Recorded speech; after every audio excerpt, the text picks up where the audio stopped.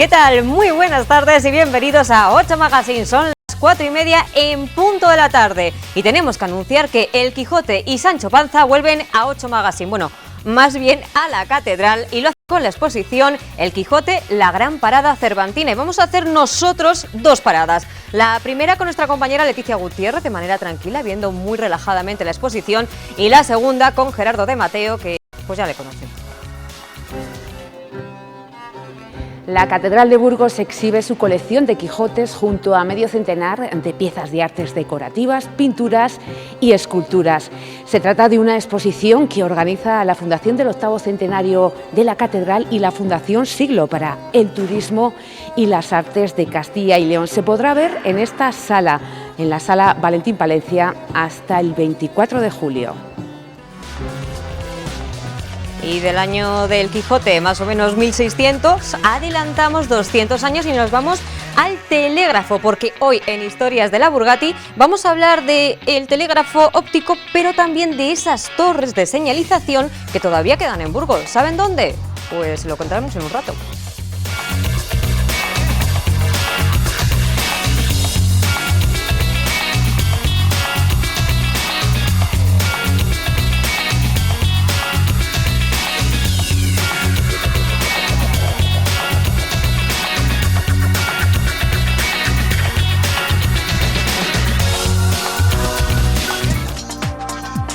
Reika Decoración patrocina este espacio. Vamos a comenzar el programa en el presente, porque vamos a hablar de los temas, pues yo creo que de algunos de los más destacados de esta semana. Y para ello tenemos ya a las tertulianas. Por un lado, la que tenemos aquí en plató, Ana Redondo, ¿cómo estás? Muy buenas tardes. Muy bien, Sandra, buenas tardes. Y a Tania Condado, que la vamos a tener vía Zoom, pero no sé si todavía está o no está. Todavía no está, pues la vamos a esperar, vamos a ir nosotras charlando, porque el lunes, Ana, fue el Día Internacional del Acoso Escolar, esta campaña que este año insisten en acabar con la figura del chivato. ¿Tú crees que esto es posible? Es muy difícil, yo lo veo muy difícil porque llevamos muchos años silenciando este tema, mirando para otro lado, con pocos recursos. La verdad es que yo creo que tanto los docentes como los padres no hemos tenido herramientas ni para detectarlo ni para pararlo.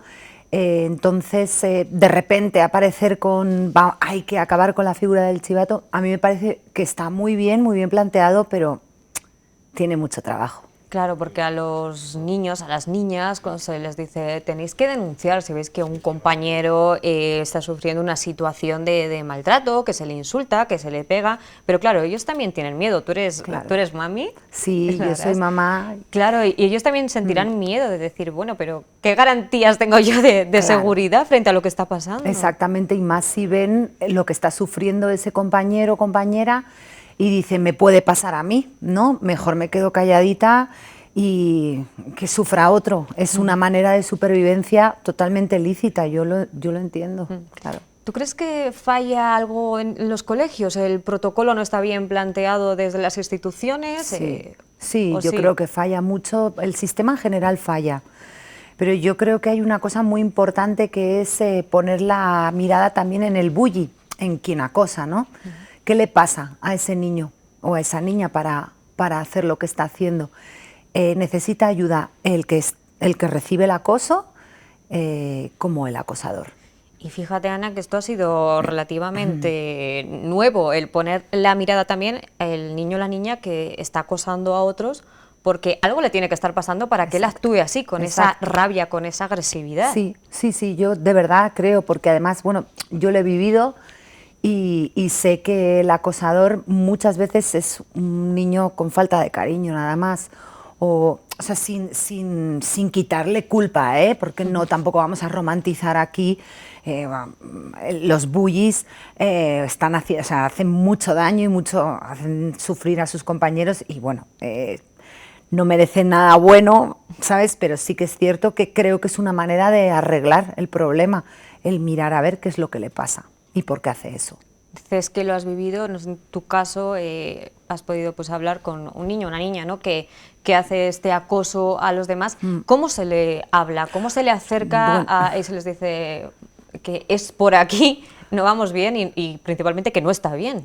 Sí, bueno, yo lo he vivido porque yo he sufrido bullying en el cole cuando era pequeña.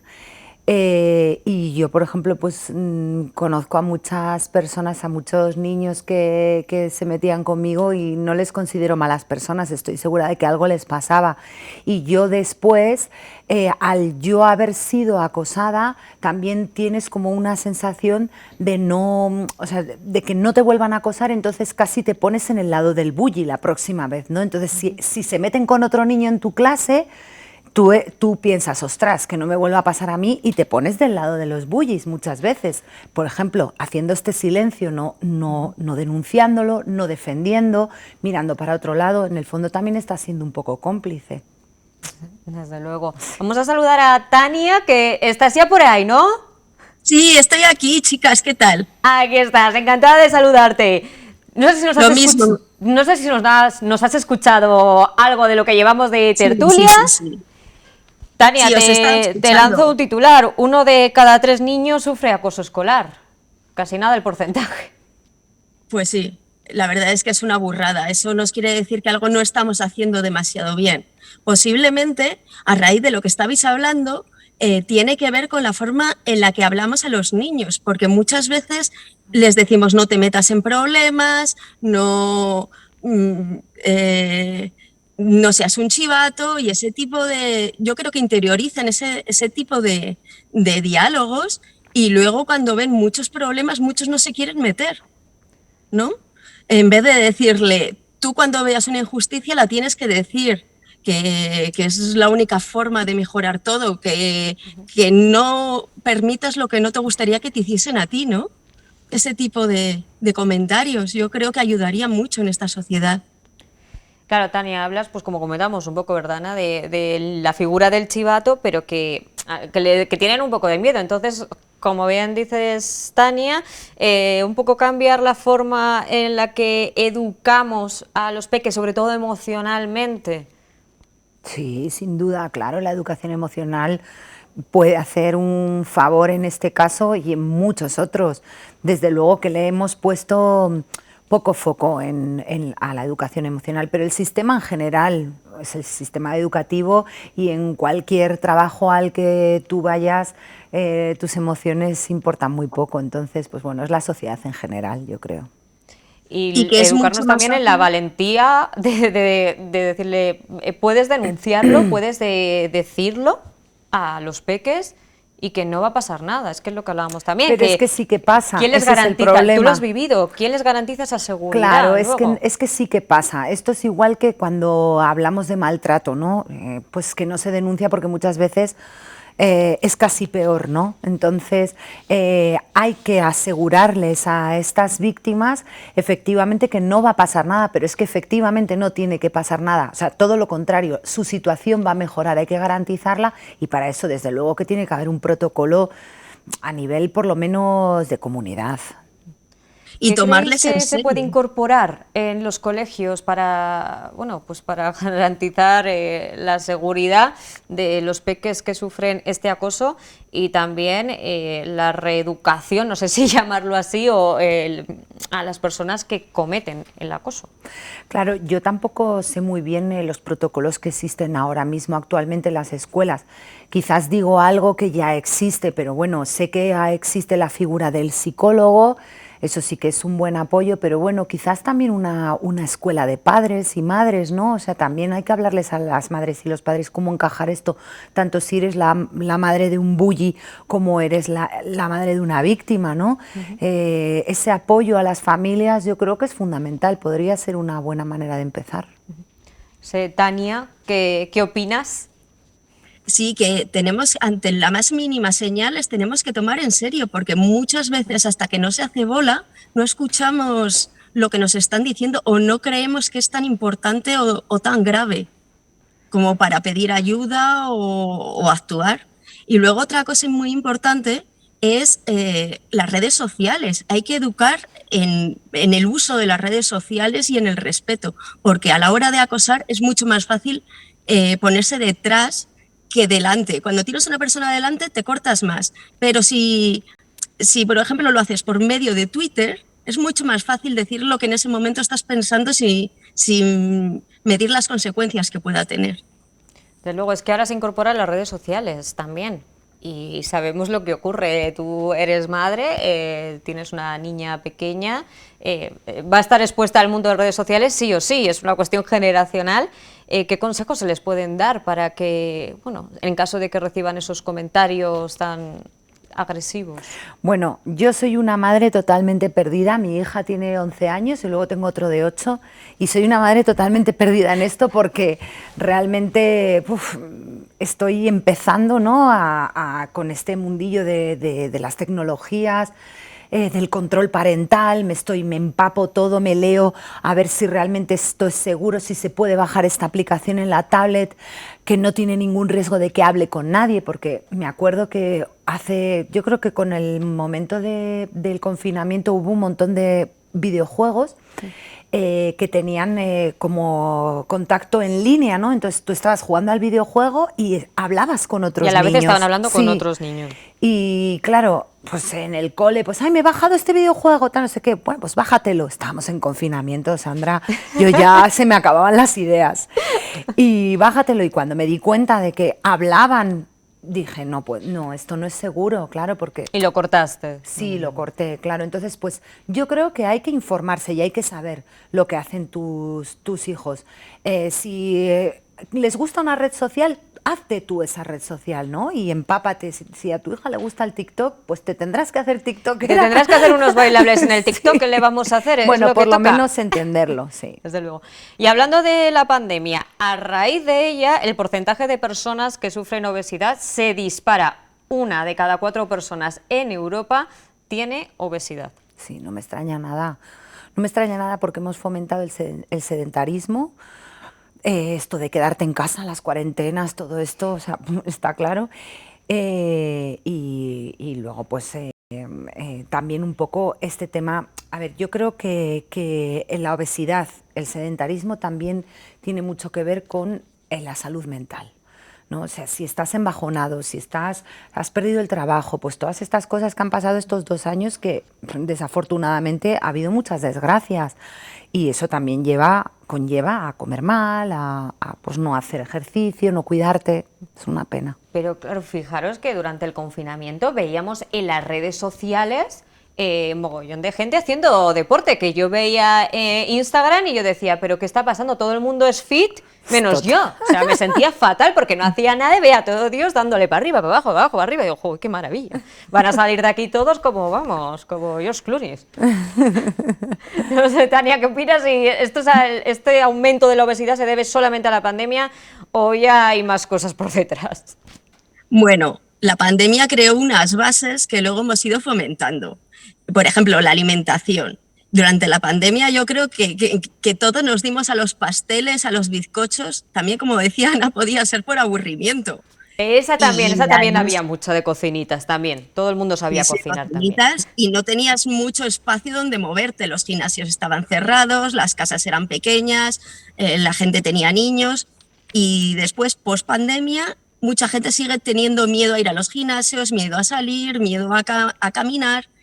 Claro, y no han podido bajar esos kilos que cogieron. Encima las vacaciones y volvemos a lo mismo. Que como decías, sí que ha habido mucha gente que se ha apuntado a la moda running y a las bicis, pero yo creo que no toda la que debería. En determinadas franjas de edad. No. Hombre, desde luego, mucho deporte, pero los datos son los datos. Sí. O sea, porque esto ha aumentado bastante. Y claro, dice, entonces nos tomamos en serio la alimentación. Ya no voy a hablar de Europa porque ya somos tan distintos. ¿En España nos la estamos tomando de verdad en serio o esto es de cara a la galería? No, yo creo que sí, que, a ver, en España comemos bien, pero es cierto que tenemos a mano muchos ultraprocesados, comida rápida. Luego además está como muy generalizado el decir, pues eso, está bien visto comer mal, ¿no? Sí, y en España celebramos todo con comida. Sí, así. Pues y con bebida. Tienes un mal día y ¿qué haces? Pues me preparo una cena rica, claro. Y la cena rica y sana a veces cuesta la combinación. Sí, pero también eso es un mensaje que damos mal. O sea, pues tú has visto en las redes sociales que estaban todos haciendo pesas y tal y tú dices, joder, la única, yo, Pues, a ver, yo, por ejemplo, en el confinamiento, yo adelgacé, o sea, bueno, adelgacé, igual no adelgacé mucho, pero yo me mantuve porque tenía tiempo para cocinar, cosa que antes no tenía, y entonces a mí me gusta cocinar bien, cocinar sano, entonces al final comía mejor. Tenía tiempo para hacer yoga, todos los días me hacía una clase de yoga. Vamos, que a ti el confinamiento te vino de lujo, chica, tú saliste estupenda. Sí, yo a mí me vino de lujo, Sandra. Es cierto que no, que soy de las pocas, pero a mí me vino muy bien. Pero bueno, yo me refiero a esto que vemos en las redes sociales, ¿no? Yo veía a la gente, pues eso, alegría, tal, no sé qué. Yo no quiero ver tristeza, o sea, en las redes sociales las personas que tenemos perfil en Instagram, pues tenemos una responsabilidad de contarles, ¿no?, a la gente, pues, cosas buenas, ¿no? No vamos a fomentar, pues eso, el alcoholismo, el comer mal. Parece mal. Ahora, después del boom este que hubo de todo el mundo haciendo deporte, luego vino el boom que ha venido también muy bien, de la gente contando su experiencia con ansiedad, depresión. Eso también está fenomenal, sí, claro. Yo creo que nos ha venido a todos de maravilla, el no Sí. sentirnos un bicho raro, sino el decir, mira, esto también se sufre.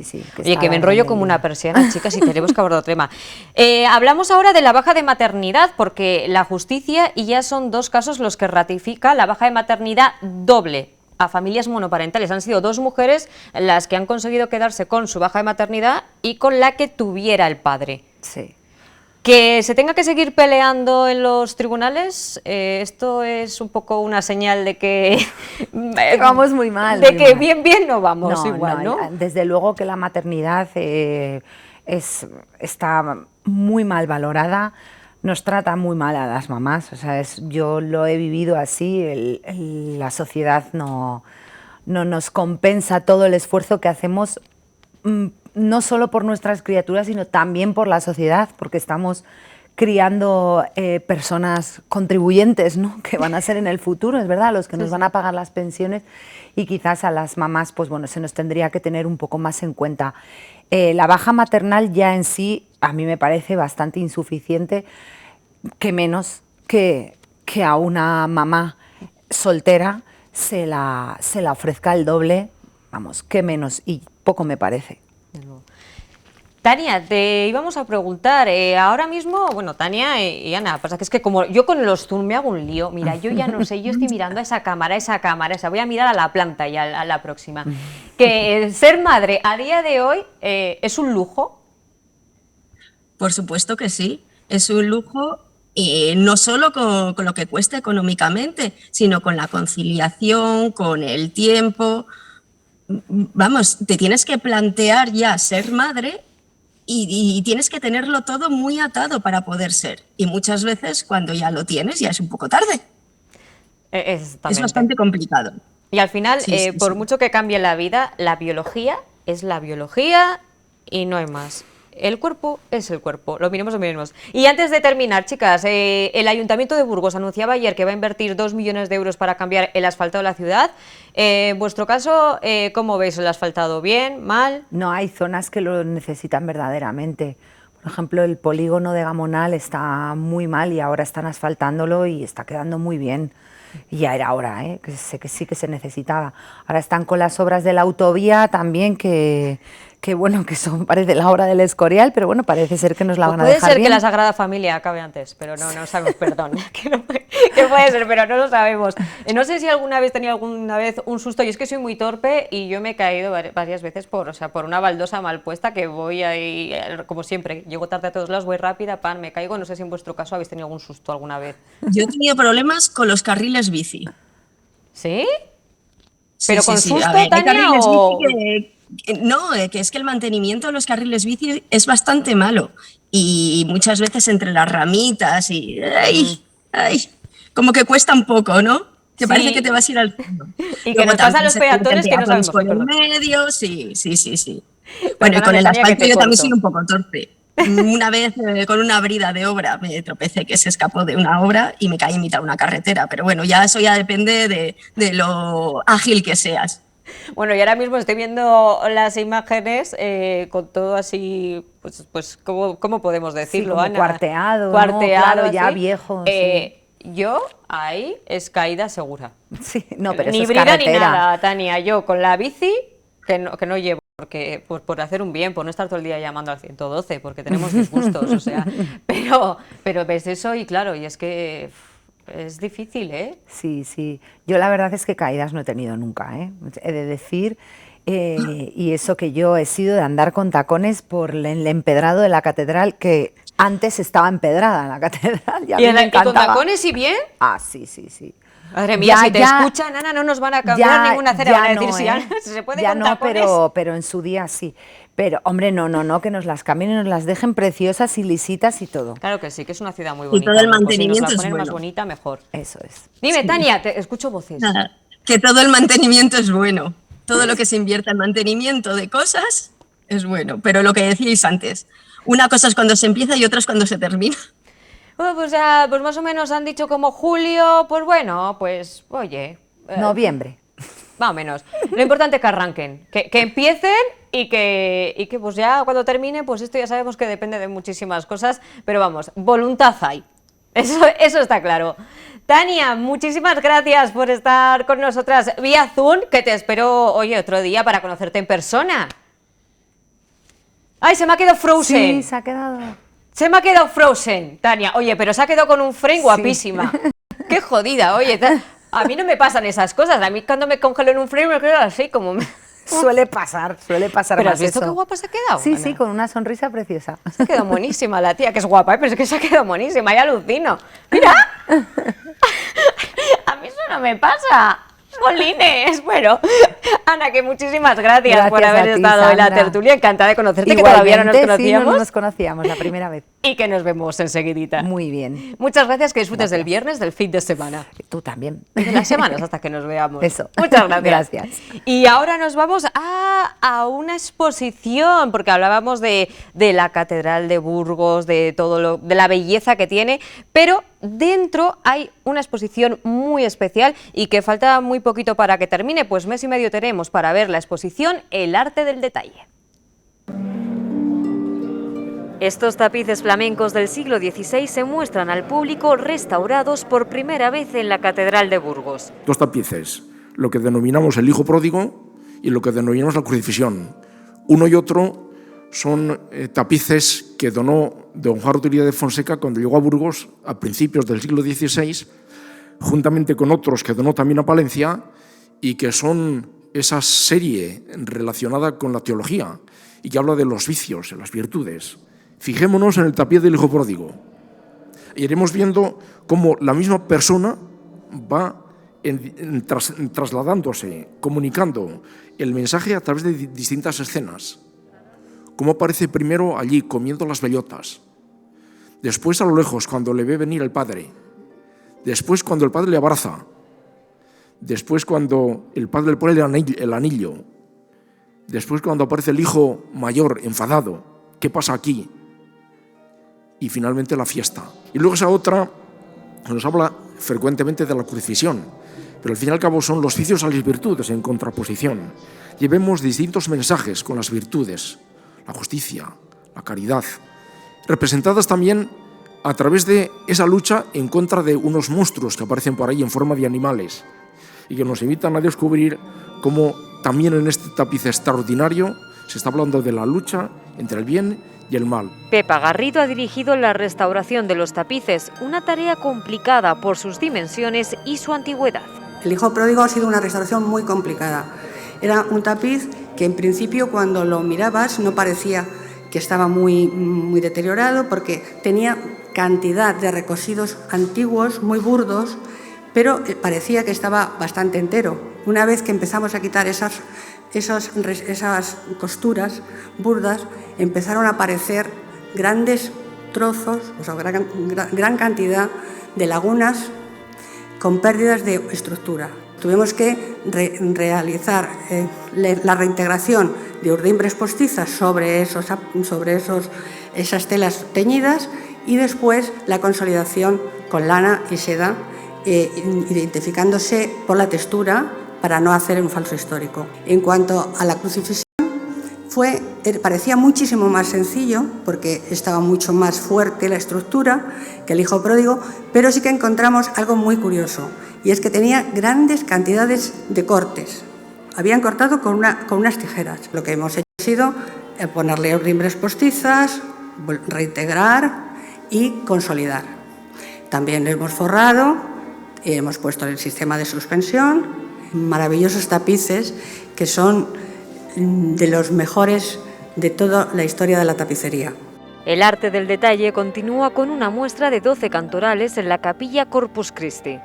Inauguramos la exposición de algunos de los 92 cantorales que conserva la catedral con el fin de dar a conocer este importante fondo de archivo capitular prácticamente desconocido. Y ahora se exponen al público para su contemplación. Concretamente exponemos 12 de ellos con sus preciosas miniaturas historiadas, páginas belísimas con sus orlas y letras capitales y mayúsculas adornadas. Recordar que tenemos algunos cantorales con más de 250 folios, concretamente tenemos uno de 287 folios en pergamino, con más de 1 metro por 80 centímetros. En estos momentos estamos haciendo la catalogación, estamos haciendo la digitalización de estos 92 cantorales. Con esta exposición, desde la Fundación Octavo Centenario siguen apostando por actos que perduren en el tiempo y también en la investigación.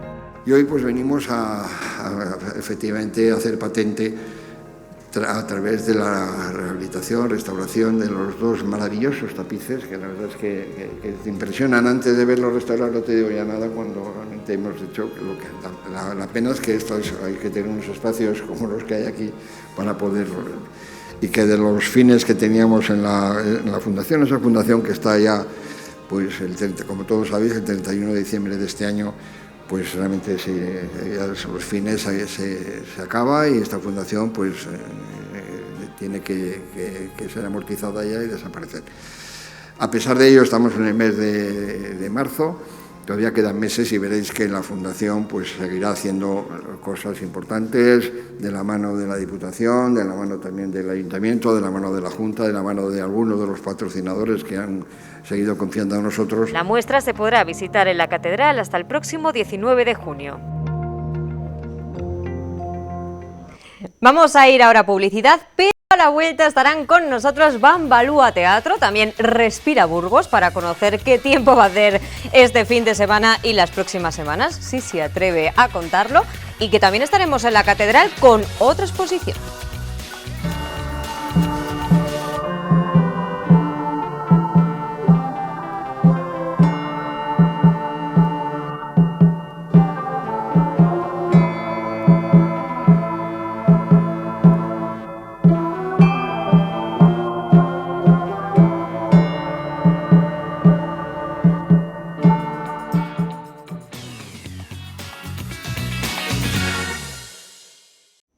Estamos de vuelta en 8 Magazine, son las 5 y 3 minutillos de la tarde, nada, muy prontito. Y vamos a espabilarnos, que ya sabemos que ahora es la hora de la siesta, pero tomen nota porque este sábado en la Sala Gamonal a las 8:15 de la tarde llega la obra inquietante de Bambalúa Teatro. Y para contarnos de qué trata, dónde podemos conseguir las entradas, algún cotilleo de los ensayos, Sito Matía de la compañía Bambalúa, muy buenas tardes. Buenas tardes, Sandra, ¿qué tal estamos?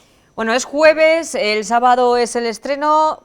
¿Cómo van esos nervios? ¿O vosotros ya de eso no gastáis? Bueno, a ver, ahora manejamos los nervios un poco antes de actuar. O sea, digamos que cuando ya empiezas a maquillarte, a ponerte vestuario y demás, y hacer los últimos retoques de objetos y utilerías, cuando ya dices, ya está. Pero no, o sea, hace 20 años, sí, hace 20 años...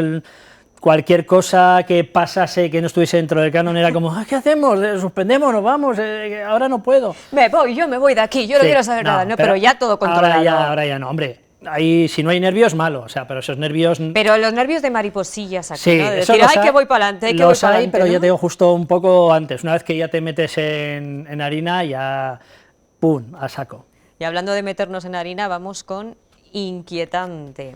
Ya el nombre ya... ya dice algo, ¿no? Ostras, o sea, ya te dices, ¿a qué va a pasar aquí? Sí, es una palabra que trae detrás mucho peso en el sentido, sobre todo el espectáculo está hecho con esa idea, ¿no? La idea de inquietar y que el espectador o la espectadora cuando vaya a verlo se va a quedar con ganas de decir, no sé si me gusta, pero ese susti-gusti tal. ¿Cómo? ¿El susti-gusti? Sí, esto que se llama, ¿no? Sí. O sea, no es terror. No lo había oído en mi vida, pero me encanta el susti-gusti. Sí, es esto que... Te lo voy a copiar. Es esto cuando vas a hacer algo que dices, ay, es que no me gusta mucho, pero me apetece hacerlo, ¿sabes? Es lo que se denomina comúnmente como adrenalina, ¿no? Cuando la gente que escala... No, susti-gusti, yo ya te lo bajo, a mí ya me ha encantado el susti-gusti. Pues esa es un poco la línea, ¿no? Son seis relatos cortos de misterio, de tensión, en algún caso no llega, como te digo, a ser terror, pero sobre todo de mucha inquietud. La idea es eso, provocar cierto desasosiego en el público, pero bueno, vamos dejándolos respirar poco a poco. Fíjate, Sito, que estamos viendo las imágenes, hombre, pues sí que tiene pinta de susti-gusti, ¿eh? Sí, en realidad además es curioso porque son relatos de autores conocidos, es decir, bueno, excepto Miguel Sagua, que es el menos conocido, pero bueno, claro, fíjate, estamos hablando de Emilia Pardo Bazán, claro. Valle Inclán, Benito Pérez Galdós, Venceslao Fernández Flores, sí, son autores que normalmente no son conocidos por este tipo de relatos. Estos son relatos que se contaban, digamos de alguna manera tradicional, en Nochebuena, ¿no? Y son relatos de miedito, un poco de miedito, y no son los relatos más conocidos de los autores, pero Alex, que es nuestro director y el que hace las dramaturgias, pues se releyó más de 200 relatos de este tipo y vio que había muchas coincidencias, y bueno, decidimos juntarlos un poco y analizar los que más nos podrían dar juego para llevarlos a las tablas, porque claro, hay muchos que son muy descriptivos y que es imposible llevar Claro, eso te quería preguntar, Sito, ¿cómo habéis conseguido adaptar estas obras a escena? Pues esa es una labor sobre todo de Alex. Alejandro Britos, es quien, digamos, cose, evalúa y sintetiza y desarrolla los textos, en algunos casos partes improvisadas, para luego recoger de manera que se puedan poner en escena, porque la última, por ejemplo, que es Tinieblas, que es de Venceslao Fernández Flores, que es la única que tiene derechos de autor y que nos cedieron pues los familiares para poder hacer este relato, gran parte, bueno, de hecho toda la obra es a oscuras. Todo. Nosotros no lo hacemos a oscuras porque claro, hacer una última obra totalmente a oscuras en el teatro es un poco, sí que hacemos parte a oscuras, una última parte casi como algo radiofónico.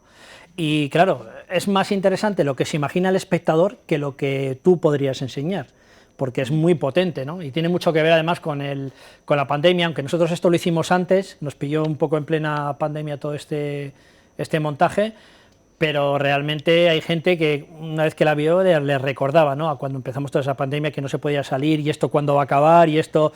Sí que era un túnel súper oscuro, que no veías la luz de ninguna manera. Este relato toca un poco por encima esa línea argumental, y hay mucha gente que lo refiere a la pandemia, ¿no?, que hemos vivido. Entonces, bueno, pues también son sensaciones. Hay también temas y relatos que son surrealistas, que son un poco más divertidos también para que el público no esté todo el tiempo... Para que relaje un poco, diciendo, ¿no? Sí, porque hay personajes que dan muy mal rollo, o sea, hay personajes que, bueno, hay exorcismos, hay amputaciones, hay... pues qué completo. Sí, dijimos, vamos a ver cómo lo podemos arreglar. Ponme un variadito, hay un exorcismo, una amputación, viva, sí, venga, vamos. No, pero la ventaja que tiene es que al ser 6 relatos, que el que más dura 12 minutos, los otros están entre 6, 7, 8, 10 minutos, digamos que te quedas con las ganas, ¿no? O sea, no llega una hora, es una hora más o menos lo que dura, y claro, la gente dice, ya. Estamos viendo aquí en imágenes algunos de los personajes. No sé a quién nos puedes destacar, Sito, así que va a llamar más la atención. Esto es una línea que llevamos ya en Bambalúa, que es que los 3 actores solemos hacer varios personajes a la vez. Entonces, a cada uno, digamos, nos gusta uno, ¿no? A mí me gusta, por ejemplo, pues el exorcista, que es uno de los que yo hago, y que es, bueno, concretamente, que es un personaje un poco peculiar, porque es un poco ambiguo, no se sabe si es mayor, qué edad tiene, y bueno, es un curandero de estos típicos de la antigua Galicia, que son creyentes, pero luego, aparte de la creencia religiosa, tienen sus maneras, ¿no?, de hacer, de imponer manos, entonces bueno, pues este personaje, digamos que aparte de hacer ciertos rituales hace exorcismos, ¿no? Y bueno, pues la condesa en este caso, la condesa de Barbanzón le pide que haga un exorcismo no voy a desvelar, no voy a hacer spoilers, pero por situaciones que... Hasta el sábado, en la Eso Sala es. Gamonal, hasta las 8:15, todo el mundo callado. Perfectamente. Y en Bambalúa Teatro, ¿qué proyectos tenéis ya en mente? Que vosotros Pues no sois de parar. No, estamos ya mismo, mis compañeros ya han empezado estos días atrás a hacer una nueva producción que tenemos, en este caso va a ser infantil, no tiene nada que ver con Inquietante, un proyecto que hemos estado elaborando durante varios años, porque Alex, nuestro compañero, le gusta, es un ratón de biblioteca, y hemos descubierto que en muchas partes del mundo coinciden cuentos de tradición oral, que sobre todo en Centroamérica y Sudamérica se llaman los cuentos del tío conejo, y que aquí podríamos... bueno, son parecidos a algunas de las fábulas que conocemos, como la tortuga y la liebre, ¿no? Son de vale. donde personajes, digamos, inferiores consiguen darle la vuelta, y a esos personajes malotes, a esos personajes que son más bravucones y tal, les consigue engañar, ¿no?, con ingenio y con... Entonces, hay muchísimos relatos, cuando hablo muchísimos es que hay miles de relatos, y hemos estado, bueno, ha estado sobre todo Alex, haciendo cortapegas de dónde se encuentran esos relatos, y hemos descubierto, pues eso, que desde Estados Unidos, Inglaterra, África, ya te digo, O sea, Centroamérica... con culturas tan diferentes y Sí, coinciden. las mismas fábulas. Sí, coinciden porque al final son relatos de tradición oral que se basan en lo mismo, ¿no?, en cómo dar contarle a los niños una historia con un final, digamos, feliz, ¿no?, pero donde hay cierta aventura y ciertos problemas que pasa al personaje, ¿no? Entonces lo hemos adaptado a la era actual, todavía tampoco puedo desvelar mucho porque estamos en ello. Nada, ya vendrás otra tarde, Claro, nos por eso cuentas, te tú no te digo. preocupes si estás en casa. Pero vamos, que tiene una pinta estupenda. Ayer estuvimos releyendo el guión y unas ganas tremendas de ponerlo sobre las tablas. De momento, el sábado a las 8:15 en la Sala Gamonal, Inquietante. Ahí estaremos. ¿Dónde podemos conseguir las entraditas? Pues en Teleentradas, ahí está perfectamente, y luego Aquí en los puntos estamos, habituales de venta del Ayuntamiento de Burgos, pues en el Teatro Principal, en la Casa de Cultura Gamonal, así que todavía quedan entradas, pero que con brío, ¿no? A por ellas, ¿o qué? Sí, no, más que nada porque luego mañana nos llaman, oye, ¿os queda alguna entrada? Y diríamos, no sé, la compañía tenemos 2 o 3 entradas y ya, así que Nada. está complicado el tema. Que no lloren después, No, exactamente. Muchísimas gracias por haber estado en 8 Magazine. A ti. Y mucha mierda. Gracias. Y a disfrutarlo, como sabéis hacer disfrutarlo. vosotros. Eso es, muchas gracias, Sandra. Y vamos del teatro a otra exposición, como habíamos hablado, El Quijote vuelve a 8 Magazine, pero esta vez lo hace en una exposición, y ya saben que hacemos doblete. Primero, Leticia Gutiérrez, que nos lo va a explicar tranquilamente y relajadamente, y luego, más adelante, con Gerardo de Mateo, pero ahora, de forma tranquila y bien explicadita, esta exposición El Quijote, la gran parodia cervantina.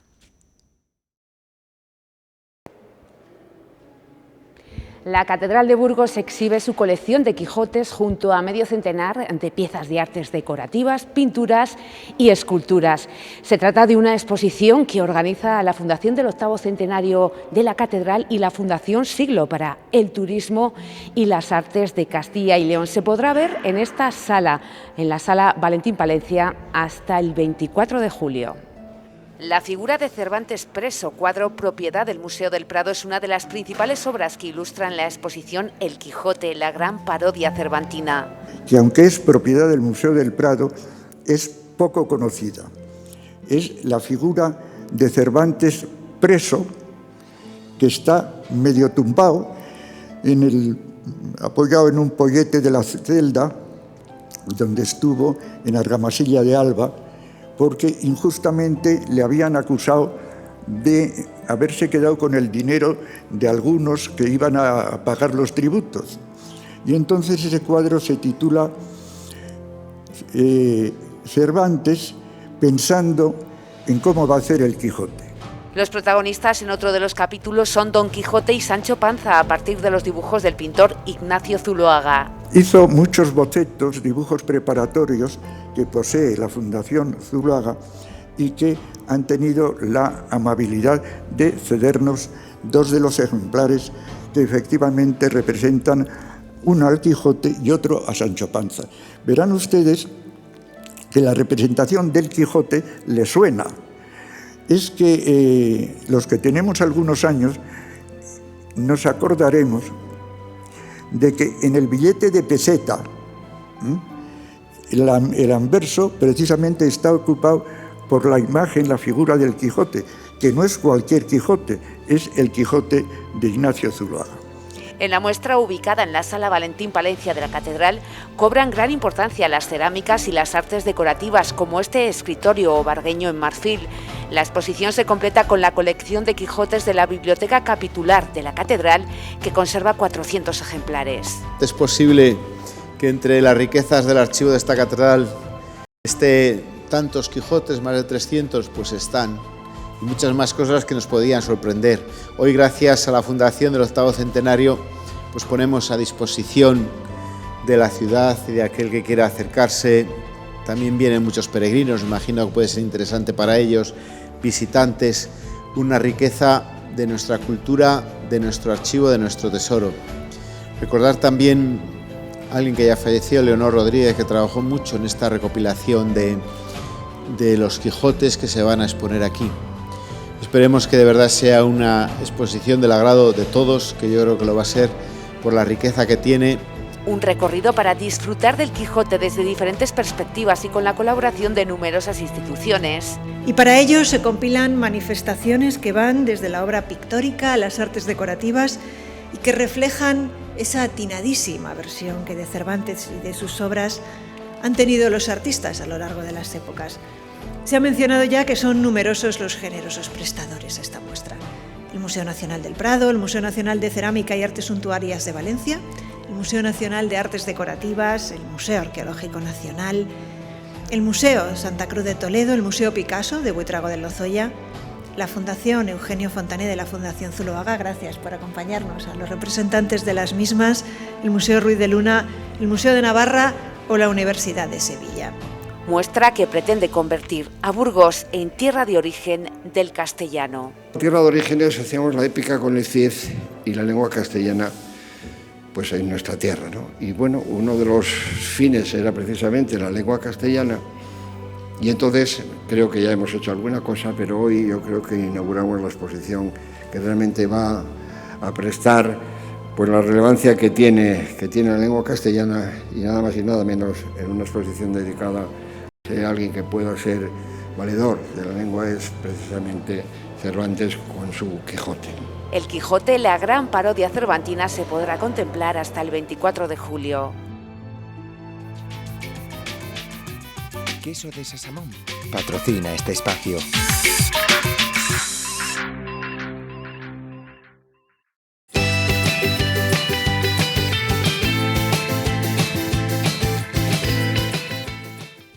¿Cómo me gusta la musiquita de tu cabecera, Daniel Angulo? ¡Respira, Burgos! Bueno, buenas tardes, Sandra, buenas tardes a todos, amigos telespectadores de la 8 Burgos en este momento.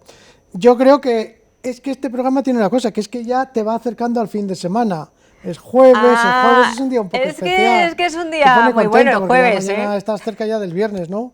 Y nos están viendo ahora y dicen, bueno, pues ya han salido esta mañana, algunos de trabajar, otros lo van a hacer dentro de nada, y dicen, bueno, ya es que es viernes ya. Esta semana ha sido más corta porque hemos tenido... Claro, el lunes fue fiesta. Claro. Y fíjate la de gente que me pregunta que a ver qué tiempo va a hacer el fin de semana, que se esperan el jueves para que se lo cuentes tú aquí. Pues aquí estamos, sí, avanzando así un poquito, pues diremos que este fin de semana estamos de enhorabuena. Aquellos que piensan que... No dicen, me digas, no me digas. ¿Va a ser pues, bueno? Sí, este fin de semana ya vamos a tener sol y temperaturas en ascenso, ya el ambiente va a ser agradable. Pero, en exclusiva, noticia para los telespectadores ¡bomba! de la 8 Burgos. Podemos poner aquí un rótulo que ponga ¡bomba! La próxima semana vamos a tener ya calor, ya manga corta, y vete preparando porque incluso ya ¡que saco el se bikini! Podría poner el vestido de verano. Sí, la manga corta y tal. Por ejemplo, fíjate, el miércoles vamos a tener ya en Burgos unos 25 grados, que algunos años ni en verano se alcanza. Eso es 25 grados 25 para grados. Burgos, es muchísimo. 25, 26 grados. Ya te digo de calor. Así que ya se nos va a ir el frío, la borrasca, el tiempo inestable. A partir de hoy ya hemos visto que hoy ha sido una jornada soleada. Todavía persiste el viento del nordeste, va a persistir, pero como digo, este fin de semana suben las temperaturas, tendremos ambiente suave y la próxima semana calor durante buena parte de ella. Dani, pero mayo, ¿cómo suele ser este mes? Bueno, pues mayo es un mes, dice el refrán que enhorabuena venga mayo, el mejor mes de todo el año. Bueno, mayo es un mes muy importante de cara a la agricultura, a las cosechas. La verdad es que este año presenta un aspecto buenísimo, ya luego vamos a ver unas fotos, pero mayo todavía en la primera quincena suele ser de tiempo muy revuelto o inestable. Mira, te voy a dar una fecha. Por ejemplo, el 11 de mayo de 1985, 10 de mayo de 1985, nos vamos a trasladar bastante años atrás. Bueno, pues aquella noche, yo que estaba en el centro de la ciudad y de repente se puso a nevar. ¿Y qué estabas cenando por ahí? Sí, estaba picoteando. Tomando entonces, algo por ahí. Me gustaba más. Estaba Daniel Angulo tomando algo en el centro de Burgos. Me gustaba más, salía me acuerdo que de trabajar y tal, y me fui con un compañero a tomar una copa, porque entonces me apetecía, ahora no me apetece mucho. O sea, te fuiste a tomar un chispún y sí, ¿qué pasó? Y que empezaron a caer unos copos como boinas. Digo, ¿pero qué es esto? Empezó a nevar, y estuvo hasta la 1 nevando impresionante. Pero es que al día siguiente, el 11 de mayo de 1985, estuvo toda la mañana nevando, pero de una forma que nunca había visto yo en mayo.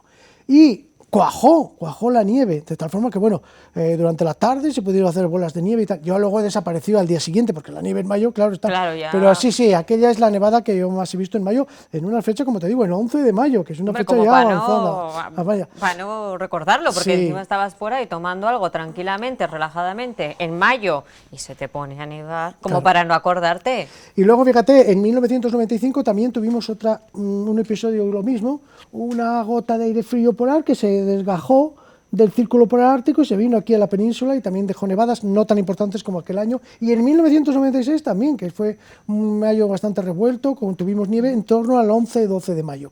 Pero en 2007, ya un poco más acá, el 1 de mayo, estábamos así, de repente que nos asomamos a la ventana, era fiesta, y digo, bueno, pues que con tranquilidad, de repente digo, pero si está nevando, tal, bueno, una nevada espectacular, el 1 de mayo de 2007. Quiere decir que mayo tiene dos caras, sobre todo en la primera quincena. Bien, puede hacer calor, como el que vamos a tener la próxima semana, o puede hacer frío también, todavía la atmósfera es inestable. O sea, que es traicionero, el mayo. aire frío de las capas altas puede estar, y lo que sí que es, normalmente en Burgos, visto los últimos 30 años, es el mes más lluvioso, normalmente. Suelen caer de media en Burgos unos 65 litros por metro cuadrado. No todos los mayos, hay unos mayos que se pasa esa cantidad. El mayo más lluvioso pues fue el de 2008. Mayo de 2008 cayeron 200 litros casi, fue un mes. Madre Dios. Estuvo todo Mira, el mes Dani, mayo lloviendo. nos ponen ya las imágenes nuestra compañera Mila. Ay, qué bonito. Sí, bueno, eso es como terminó el mes de abril, que terminó con algo de calima, que empezó también el mes de mayo con un poquito de calima, el 1 de mayo, pero el 1 de mayo fue un día espléndido. Ahora vamos a ver una foto. Mayo, que estaba haciendo yo no sé 1 si de vemos, mayo, no me acuerdo. Mira, esa es ¿Estaba la aquí, foto yo? de Lerma, esa es la foto de la Villa Ducal, que el día de mayo es un día especial para Lerma, ¿no? Porque esto que se celebra. El la 30 famosa estuve en feria Lerma. de Lerma. Ay, qué Pero día más bueno. Yo que me llevé el abrigo, si me ves arrastrando por ahí el abrigo como si fuera eso la bata de cola. Uy. Buenísimo, pues buenísimo. El día 1, al día siguiente también muy bueno. Pero luego al día 2... me fui a Logroño, ese no sé qué tiempo hicimos. El día 2 cambió, pues mira, ahí te muestro unas fotos de cómo fue el día 2, ya llegó esa borrasca y nos dejó cielos nubosos con una tromba de agua a las 7 de la mañana. La verdad que fue impresionante porque cayeron 24 litros por metro cuadrado. Bueno, aquí en la capital 20 litros, pero justo esa tormenta que se formó en la madrugada, en las primeras horas de la mañana del día 2, afectó especialmente a la capital. Es decir, que en otras zonas, por ejemplo, que yo este día estaba en Vitoria, allí apenas llovió. Pues no paramos ninguno de los cayó dos del por gote. Burgos. Pero chico. sí, el día 2 fue impresionante porque la tormenta afectó sobre todo a Burgos capital. Por eso llovió tanto en las primeras horas de la mañana del pasado lunes. Y luego ya también tuvimos tormentas, chubascos, empezó la semana, y la verdad es que esta semana pues ha sido bastante revuelta.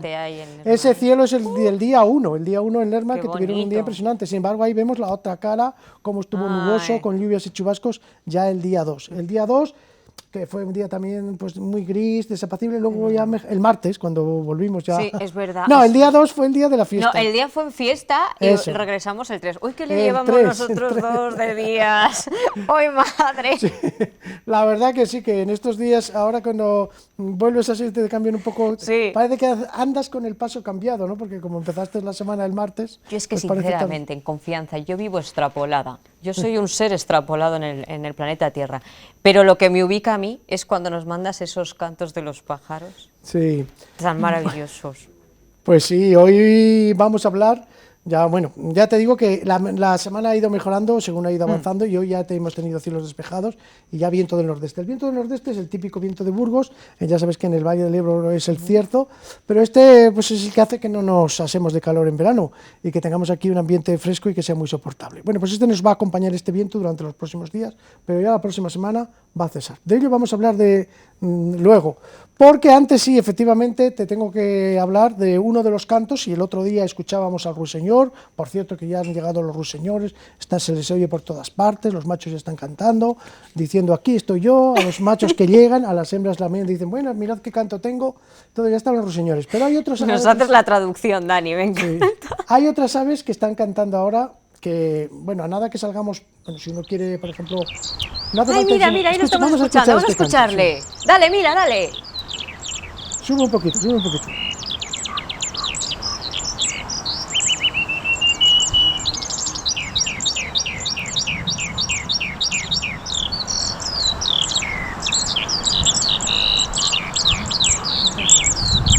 Bueno, pues para escuchar este canto no hace falta irse muy lejos, hay que salir, eso sí, un poquito fuera de la ciudad, en los campos, pues irse, por ejemplo, pues por la zona del Castillo, bueno, por la zona de los depósitos Sí. de agua, por aquí por Villatoro, o por Cortes, es decir, salir un poquito a las afueras de la ciudad, o por el barrio de San Felices, por el circuito San Isidro, salir un poquito de lo que es la ciudad y vamos a escuchar uno de los cantos más bellos que se escuchan en nuestros campos, que es el de la alondra común, que normalmente pues, está en tierra, empieza a elevarse, se eleva, como ahí la vemos, y a medida que se va elevando va cantando.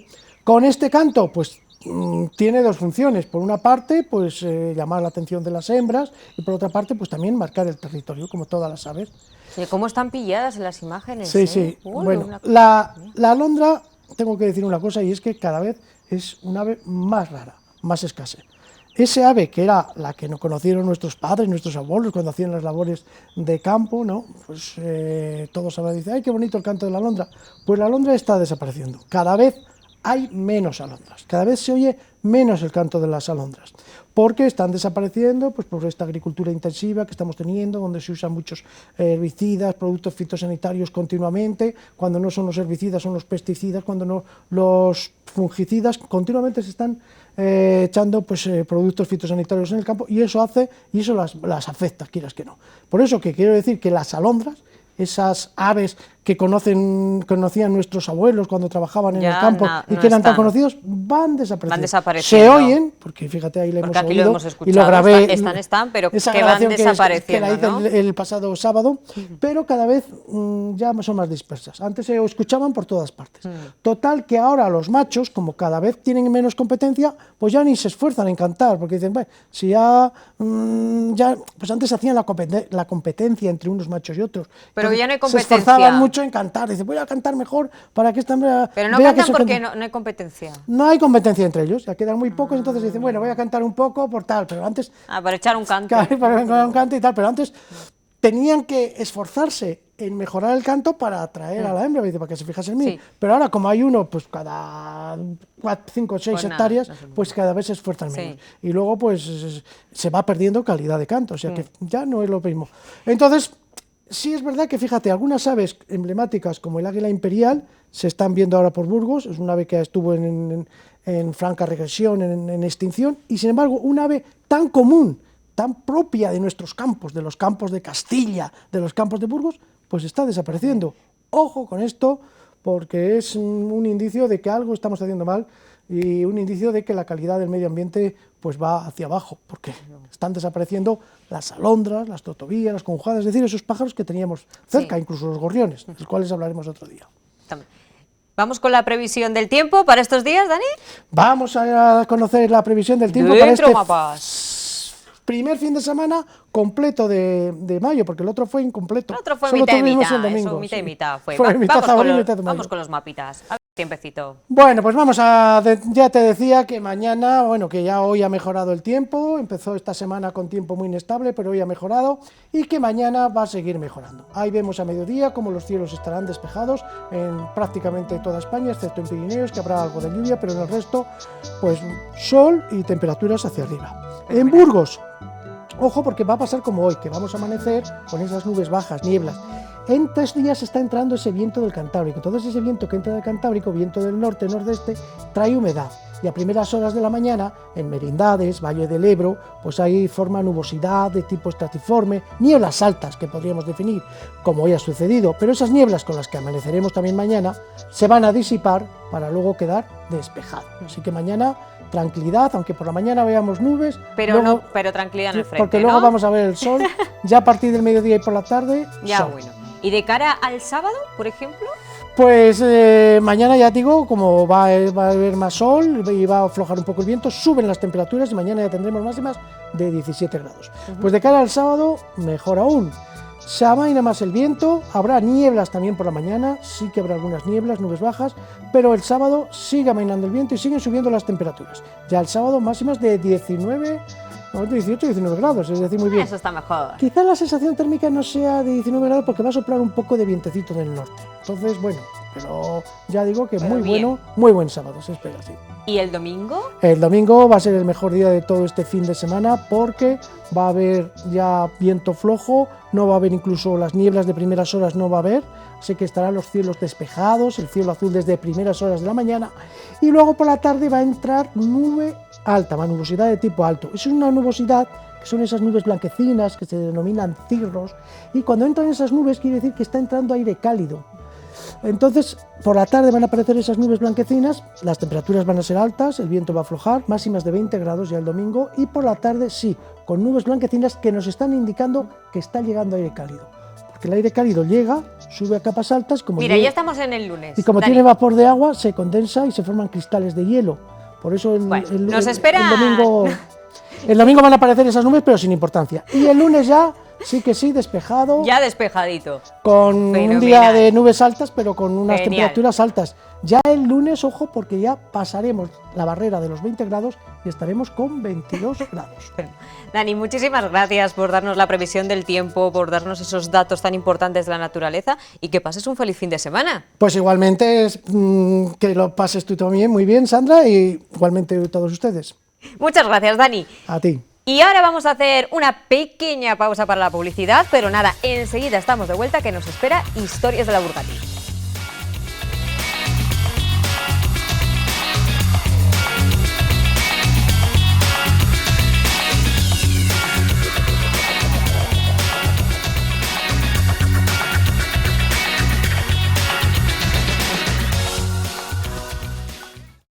Dos minutitos falta para las 6 menos 20 de la tarde y voy a llamar a Jesús Toledano, Historias de la Burgati. A ver, pero claro, me han dejado aquí un teléfono. Espera a ver si puedo. A ver. ¡Ay, que va para allá! ¿Verdad que sí, Javi? 2, 10. Bueno, como siga llamando con esto, al final vamos a llamar telemáticamente. ¡Ay, hazme así, cógeme así, mira! Sandra al aparato, ¿quiere pasar un buen rato? Ay, me encanta, es que me encanta este teléfono, me encanta. Jesús, muy buenas tardes. Buenas tardes. Pero qué joya me has traído hoy. Bueno, ten cuidado porque puedes estar en plena conferencia, como se decía antes, una llamada fuera de los límites provinciales y el coste es ya desproporcionado. Vamos, peor que la luz, ¿no? Peor que la luz, exactamente. Pero hay que ver cómo cambian las técnicas, cómo avanzan las telecomunicaciones, que es una barbaridad, que diría la SERTO. Está este teléfono, pero claro, cuando lo hacíamos con el telégrafo... Pues fíjate, la semana pasada veíamos a Gerardo en ese magno evento que hay en Belorado, cómo nos enseñaba el telégrafo eléctrico. Y lo que vamos a darnos cuenta hoy, sobre todo tomando como basamento un trabajo que hace, como todos, el profesor Miguel Moreno Gallo de investigación excelente, es el telégrafo óptico en nuestra provincia de Burgos, sobre todo porque nos deja un rastro de torres, que es en lo que se basaba, importante. Vamos a contextualizarlo. Venga. 1844, España como casi siempre, tiene una rémora importante en sus comunicaciones y decide, estamos en un contexto también bélico, de guerras carlistas, de frentes sobre todo en el norte, decide que tiene que mejorar sus comunicaciones, pero sin embargo no lo va a hacer con el telégrafo eléctrico que ya existía, que ya se conocía como descubrimiento, sino que lo va a hacer con el óptico. ¿Por qué? Precisamente porque ese tendido de torres, que ahora vamos a explicar, que surcaba la provincia, que surcaba en este caso el país en 3 líneas, lo que va a conseguir es una seguridad precisamente en las comunicaciones. La línea de Castilla es una línea que se establece, se crea en 1844, hay que tener en cuenta que José María Márquez es un militar que ya está integrado en la vida civil y asume ese reto de comunicar España, decide tender esa línea, y lo que ocurre es que la llevan precisamente por Valladolid, por Valencia y va a ir luego por Burgos. Son, en concreto, la línea de Madrid a Irún, 52 torres. Los que trabajaban dentro se llamaban torreros y en concreto en nuestra provincia la primera aparece en Revilla de Vallejera. De esa ya quedan muy pocos restos, el profesor Miguel Moreno ha encontrado solo unos restos, unas pequeñas ruinas, pero la siguiente, que la vamos a ver en fotografía enseguida, es una que está inserta, de las pocas, es una curiosidad de este sistema, de las pocas que está inserta en la torre de la iglesia de Villazopeque. Todavía hoy, cuando vamos a ese pueblo muy cerquita... Todavía hoy se puede ver. Claro, porque todavía hoy, ahí, Anda. cerca de la carretera de Valladolid, vemos cómo en esa iglesia, en esa torre, se ha integrado una parte, un añadido de ladrillo con unas aspilleras para introducir armas, y ahora vamos a comentar el tema de las armas, y desde luego, incluso la torre, contaba el párroco al profesor Moreno, que le produce ese sobrepeso que se instaló en 1946, le produce una serie de tensiones que a veces hace que la torre evidentemente pueda tener problemas. A partir de ahí Cavia. ¿Y de Cavia a dónde? Al castillo de Burgos. Esa era la 4ª torre en nuestra provincia, en nuestra ciudad en este caso, y en una imagen también que vamos a ver enseguida, vamos a poder ver la silueta de nuestro castillo, también con un dibujo idealizado para el libro de Miguel Moreno, en la cual, en lo que hoy es el husillo que mira a la catedral, podemos contemplar esa torre que fue del telégrafo óptico.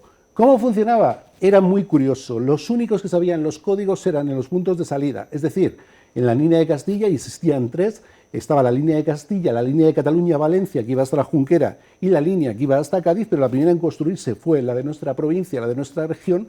Lo que hacían era que los únicos que tenían los códigos eran las cabeceras y el final, es decir, o Irún o Madrid, y el medio ninguno tenía un trasvase de información de lo que significaban los códigos, ¿no? O sea, qué secretismo también y qué privacidad. ¿Qué privacidad? ¿Por qué? Porque en un contexto bélico, precisamente, de guerras carlistas, se hacen esas torres casi herméticas, cuidado, las estamos viendo las ruinas, 3 pisos. El primero tenía una escalera que se quitaba para que los 3 torreros se introdujeran dentro, unas pequeñas aspilleras, ¿para qué? Para introducir los rifles, a poder sacarles y defenderse si había algún ataque, y en el segundo y en el tercero ya lo que era el compartimento técnico para producir los códigos. Y de cara a pensar que en un momento dado una de las torres pudiera ser asaltada o pudiera haber un delator, lo que ocurría es que los códigos originales solo los tenían en Madrid, en este caso, y en Irún. Por lo tanto, en esas 52 tramos, las 11 de Burgos, hemos visto algunas que nos quedan muy íntegras todavía, en un caso sobre todo el de Bujedo prácticamente íntegra, y sobre todo otra en Pradanos de Bureba. Cuando vamos por la carretera, la autopista hoy en día o la antigua Nacional 1, vemos arriba, muy cerquita de Pradanos de Bureba, una torre que mucha gente se pensaba que es un castillo, que era un castillo. Bueno, pues es una de las torres de telégrafos. En torno a esta técnica había un oficio, como te digo, el de torrero, que hemos visto también un grabado que se aprendía en un sitio que tú conoces muy bien y que amas profundamente. En Logroño estaba la Academia de Telégrafos. Ay, no me había enterado ópticos. yo. Uy. Tenemos que ir a verlo.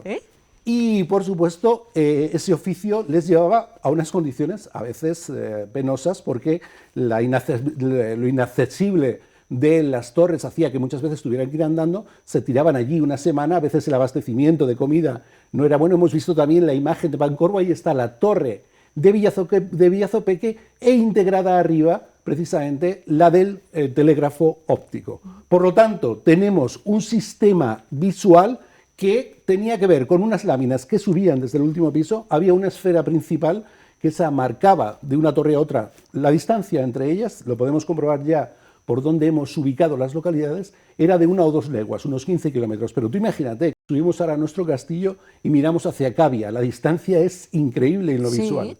Bueno, pues ellos tenían una pequeña salida para un catalejo y ahí miraban esas láminas que, junto a una esfera, la esfera lo que marcaba era el estado. Lo mismo que hoy decimos en nuestro estado de WhatsApp, estoy en línea, estoy escribiendo. Algunos están escribiendo toda la vida. Bueno, la esfera que marcaba... Sí, te mandan audios que son podcast también, pero... La esfera que marcaba, estoy en comunicación, voy a comunicar, y a partir de ahí 5 láminas subían y lo que representaban eran códigos. Podíamos hacer con 5 números hasta 10.000 códigos. Y cada ¿Con 5 números? Claro, las combinaciones nos llevan a 10.000 combinaciones que Madre en los mía. orígenes tenían cada uno una frase, un nombre, una situación. Por la mañana, todos los días, lo primero que hacían era, desde Madrid hasta Irún, o hasta la Junquera, o hasta Cádiz, comunicar el estado de salud de la reina. Su Majestad está bien de salud. Eso hacía que no hubiera molicie, no hubiera inmovilidad entre los que estaban trabajando, estuvieran siempre atentos, y era muy importante porque podemos pensar que el transcurso de 52 torres en las que mandamos un mensaje se puede distorsionar, se puede deformar. Lo que hacía una y otra era devolverse el mensaje. Por ejemplo, la de Cavia le enviaba un mensaje a Burgos: qué bien está Sandra en el gimnasio. Y desde el castillo devolvían ese mensaje a Cavia para ver si era correcto. Cavia decía que sí, que era correcto, e inmediatamente en el castillo se la pasaban a la siguiente, que en este caso era Rubena. El cálculo es que lo que tardaban en enviar un mensaje, por ejemplo, desde Madrid hasta Irún, era de 3 horas, pero en un tiempo donde las comunicaciones eran a caballo, en un contexto bélico, desde luego que era mucho mejor que cualquier otra cosa. En cualquier caso, solo duró 10 años. ¿Solo 10? Ah, muy poco. Muy poco. Bueno, lo que nos duró nuestro fax. Es verdad, el fax, es que es eso, ¿qué fue Lo que el ocurre fax? es que es ingente el esfuerzo que hicieron en hacer todas esas torretas solo en nuestra línea 52, el esfuerzo económico y sobre todo, fíjate, se hicieron todas con una medida, los pies de Burgos. Entonces existían los pies de Burgos, el pie de Ávila, la vara de Burgos, en este caso el pie de Burgos, que medía 0,27 metros, le ha llevado al profesor Moreno a poder evaluar todo el tendido y hacerlo de una forma, desde luego, excelsa. Ajá. Ahí estamos viendo precisamente la Academia de Logroño. Ahí esta es la Academia de Logroño. ¿Y Exacto. dónde estaba exactamente? No lo sé, no sé exactamente dónde Es estaba. que estoy pensando, digo, ¿y dónde estaría la de Logroño? Digo, En este tiempo nace también Correos y Telégrafos, el nombre ya nos lo está diciendo, vale. y por supuesto seguramente en alguno de los edificios históricos del siglo XIX de Logroño puede que esté inserto allí el pasado de este telégrafo, que tiene un museo en Madrid, tiene desde luego una pena que se hayan perdido muchas de las torres. La de Revilla Vallejera no queda nada, la de Bujedo es la más íntegra, la de Prádanos lamentablemente cada vez está más deteriorada, pero es parte de nuestro pasado. Sobre todo hemos visto esa imagen del castillo con lo que era nuestra torre, que luego parte de sus materiales se integraron en lo que era la vivienda del guarda. Jesús, ¿y si queremos ir a ver una de estas torres, cuál nos recomiendas? ¿Cuál que Bueno, cerca, sí, cerquita de aquí de... cerca la de Bujedo, porque, Sí. bueno, la de Villazopeque, como curiosidad, ahí la estamos viendo, la torre de la iglesia. ¿Es esta? Y sobre todo porque dentro creo que todavía tiene integrado la exposición que el profesor Miguel Moreno comisarió, de hecho, cuando presentó este libro, que no está a la venta, pero sí que se puede consultar en cualquiera de nuestras bibliotecas públicas.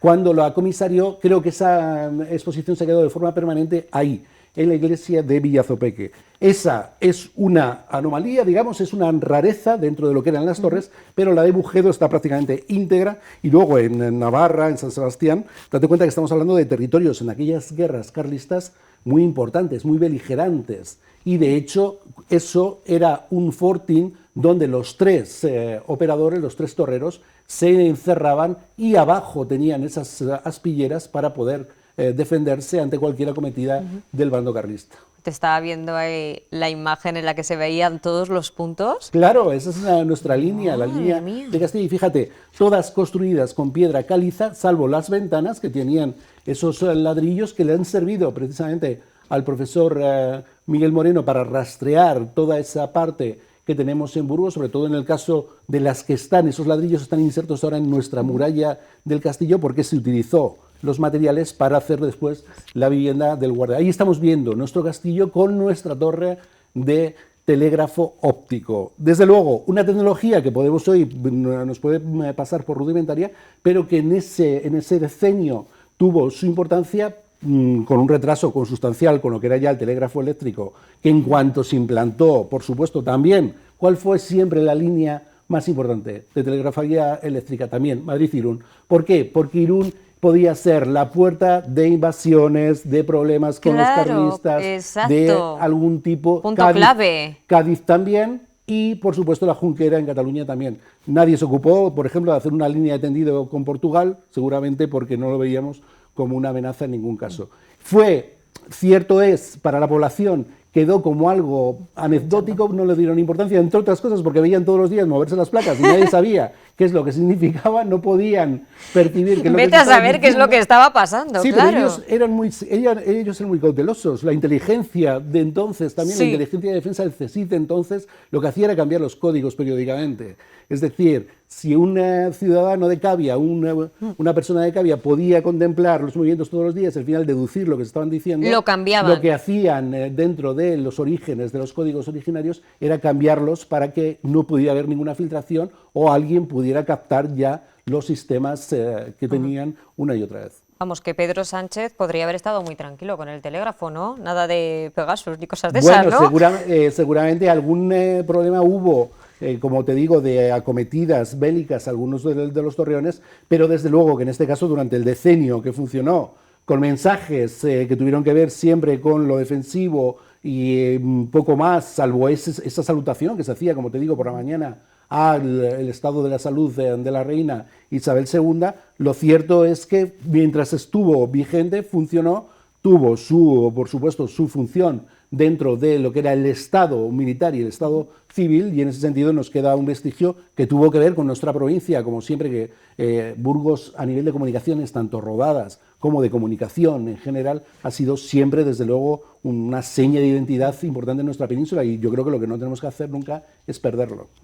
Una duda, que igual me la has dicho, pero como tengo tan mala cabeza, ¿cuántas personas podían trabajar en cada una de las torres? 3 trabajaban habitualmente. 3. Tenían que ver si habían estado en el ejército. Te he dicho que José María Mazze fue el inventor, fue quien asumió esa técnica para implantarla junto con el Ministerio de Caminos, junto con la Delegación de Caminos en nuestro país. Él era un militar ya asimilado a la vida civil, y lo que hace precisamente es con oficiales, con diversos mandos del ejército, asimilarles en esa Academia de Logroño a el reto de dirigir, de controlar las torres. Se nos llamaba torreros, y lo cierto es que en diversos pasajes que podemos leer tanto en el trabajo de Miguel Moreno como en otro que se ha editado en Madrid, es que tenían una vida bastante penosa, primero porque era un tiempo donde las soldadas, los sueldos no eran excesivos, llegaban mal, tenían que introducirse ahí una semana, muchas veces los abastecimientos no llegaban, algunos pedían créditos a la propia institución para poder comprarse un caballo y llegar hasta las instalaciones, o en el caso más extremo, un caso creo que era de Álava, un compañero tenía que llevar la manutención del resto porque no llegaba el dinero en ningún caso de la institución central.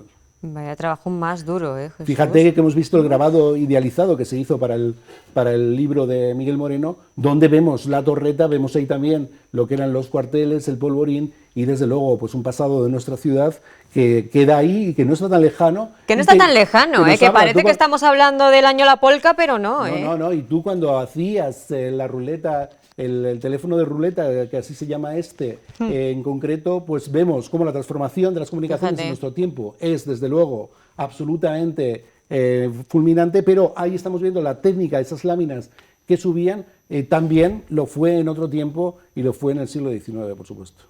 Jesús Toledano, muchísimas gracias por haber estado con nosotros. Gracias. Historias de la Burgati, deseando que llegue el próximo jueves, a ver qué nos cuentas, qué nos redescubres. Pues espero tu llamada en teléfono analógico. Eso es, te voy a mandar un WhatsApp, porque me parece a mí que con esto lo llegamos. Oye, y aprovecho ya que te tengo aquí, que si quieres puedes quedarte, porque vamos a ir ahora con Gerardo de Mateo, que está en la catedral, en la exposición El Quijote, la gran parada cervantina. ¿Has podido ver algo? En lo que he visto han sido todos los ejemplares de Quijote que tiene la catedral. Cuando hicimos Bella Burgardis, más de 100 ejemplares en todos los idiomas, y es absolutamente fascinante ver esa exposición también. Oye, pues vamos a conectar con Gerardo. Jesús, muchísimas gracias. Gracias a ti. Nos vemos en una semanita. Gracias. Gerardo de Mateo, cuéntanos, amigo. Pues mira, ahora aparezco un personaje cervantino, como esta exposición que, como bien decía mi querido amigo Jesús, pues está hecha con la excusa de todos esos ejemplares que hay aquí en la Catedral de Burgos, y con esa excusa, con todos esos ejemplares, pues han dicho, pues vamos a hacer una exposición, la gran parodia cervantina, y vamos a unir no solo esos ejemplares, parte de ellos, sino también cerámicas, platería, mosaicos, maravillosos cuadros, retratos o bustos como los que tengo aquí.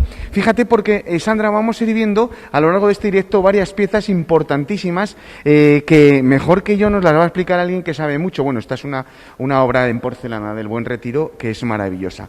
Pero yo me voy a ir a buscar al comisario, al señor Elorza, que desde aquí le damos las gracias porque pues ha querido estar con nosotros en directo. Juan Carlos, muy buenas tardes. Buenas tardes, encantado de estar con vosotros. Decíamos al principio que es una bellísima excusa, ¿no?, para hacer esta muestra sobre el Quijote, ¿no? Todos los archivos que tenía la Catedral de Burgos y el 8º centenario de esa fundación maravillosa, pues ha querido plasmar así con usted, sí, entre otros muchos. ¿Qué vamos a poder ver en la Catedral? En la Catedral muchas cosas. En esta sala, que es una sala en el claustro bajo de la catedral que se dedica precisamente a exposiciones. Y aquí lo que vamos a ver son referencias al Cervantes, por eso, y al Quijote, a su obra magna. Por eso está la exposición sin divisiones físicas, pero sí, en cuanto a la visita, una parte, la primera, dedicada al autor del Quijote, y la segunda parte, exactamente, y la segunda a los protagonistas. Que en España, además, Sancho y Quijote son dos personajes que desde chiquitines ya nos están metiendo en la cabeza, y para mí ser un Quijote en España es algo como Julio Iglesias, ¿no? Es, hombre, un poco más. Me refiero que él se considera un Quijote. Sí. Yo quizá, Juan Carlos, un Sancho Panza, también te lo digo, pero yo digo la advertencia esa mucho más porque en este momento españoles o hispanohablantes somos 500 millones. Sí. Yo creo que Julio Iglesias a esa cifra no va a llegar nunca, ¿no? No. Pero y además el Quijote, según dicen los que se dedican a esto, vamos a la literatura, al estudio de la literatura y al estudio de Cervantes, pues el Quijote es la obra literaria más leída después de la Biblia en toda la historia. Dicen que ahora Harry Potter está por ahí, Puede ser. A mí me haría polvo, pero bueno, fíjate, porque ahora estamos viendo un mosaico maravilloso de esos que nos recuerdan al sur, ¿no? Ese conjunto de mosaicos, mejor dicho. Hemos visto también una pieza maravillosa, una bacía de Barbero del gran Picasso. O sea que tenemos obras muy importantes, sin dejarnos esos magníficos retratos que tenemos aquí de Sancho Quijote, que quizás sean además de los más famosos, ¿no? Que se ha visto, yo creo que son los de Zuloaga, si no me equivoco, ¿no? Exactamente. Es que del Quijote no hay, de Cervantes sí. No, de Cervantes tampoco, pero del Quijote menos, porque el Quijote es un personaje que nunca existió. Es una obra literaria, pero no es ninguna persona física. Y ha habido muchos intentos de ponerle cara a lo largo de los 3 últimos siglos. Pero yo creo que la representación que más se conoce es la que hizo Zuloaga, que es esa. Es que claro, ahora te pintan un Quijote sin barba y sin sombrero, y dices, ¿quién es este, no? Pues sí. ¿Verdad? Sí. Pero Zuloaga hizo esa obra, esto lo que es un dibujo preparatorio, porque la figura se hizo a solicitud de Manuel de Falla, del músico, que era muy amigo de Zuloaga. De Zuloaga, exacto. Vemos aquí parte de esos ejemplares, ¿no? En ruso, chino, griego, japonés. Hay muchísimos, son más de 100 los que se tienen aquí en la catedral custodiados. Y ya vamos a terminar, Juan Carlos, con esa maravilla de mueble escritorio que tenemos ahí, que me parece, bueno, tiene de marfil, de piel, de concha de tortuga, madera. Eso es una verdadera maravilla, ¿no? Sí. Además son piezas muy raras, Sí, la estamos viendo aquí. ¿Y qué le parece a usted ya la exposición? Ya que para terminar, Juan Carlos, una maravilla, ¿no? A mí. Personalmente, no como comisario. Sí, es que eso te iba a decir, porque yo tenía que decir que esto es una maravilla necesariamente, si no aparecería yo como un tonto, ¿no? Y te voy a corregir una cosa. Dígame. Los libros que hay en la catedral, ¿cuántos has dicho tú? Yo había dicho más de 100. Son 400, exacto. Pues más de 100, 4 veces. Efectivamente. Y además de niños también, y Sí. están, bueno... Es que el fondo de la catedral, el fondo literario de estos, del Quijote, responden fundamentalmente a dos objetivos. Uno, las traducciones, que estas son todas traducciones, pero hay muchas más, prácticamente a todos los idiomas. Y el otro de ellos es a los Quijotes dirigidos más bien a escolares y a niños. Pues ahí es nada. Nosotros ahora nos tenemos que ir porque se nos acaba el programa. Juan Carlos, le damos las gracias y nosotros seguimos aquí fisgando porque es una maravilla de exposición que merece mucho la pena. Así que ya lo sabéis, que las puertas están abiertas a todos ustedes para visitarla. Muchísimas gracias, Gerardo de Mateo. Disfruta de la exposición. Y nosotros, que nos vamos a ir ya, que nos quedamos sin tiempo, por eso me quedo como Frozen, que volvemos mañana a las 4:30 de la tarde y ahora Mini Sapiens. Adiós.